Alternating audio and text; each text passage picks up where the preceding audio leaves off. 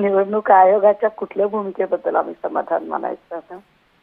मुळात एकीकडे केंद्रामध्ये काँग्रेसचे नेते सन्माननीय राहुलजींनी हं, काय पद्धतीने मतदान प्रक्रियेमध्ये माल प्रॅक्टिसिंग झालेलं आहे हे सप्रमाण दाखवलं.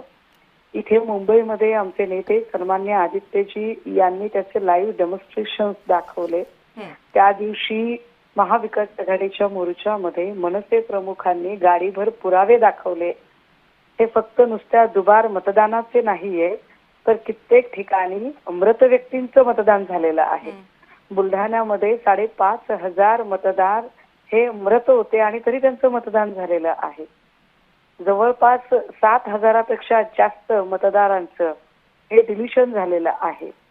ह्या सगळ्या एकाच कुटुंबामध्ये शेख, कांबळे, जैन असे आडनाव असणारे मतदार सापडलेले आहेत. हं, इतक्या सदोष मतदार याद्या दुरुस्त करण्यासाठी खरं तर निवडणूक आयोगाने पुढाकार घेणे अपेक्षित होते. विशेषतः जेव्हा सर्व प्रमुख पक्ष यावर आक्षेप घेत आहेत, तेव्हा त्या आक्षेपाला न जुमानता ही तारीख जाहीर करणं म्हणजे एका अर्थाने स्वतःचीच दंडेलशाही करण्याचा प्रकार निवडणूक आयोगाने केला आहे.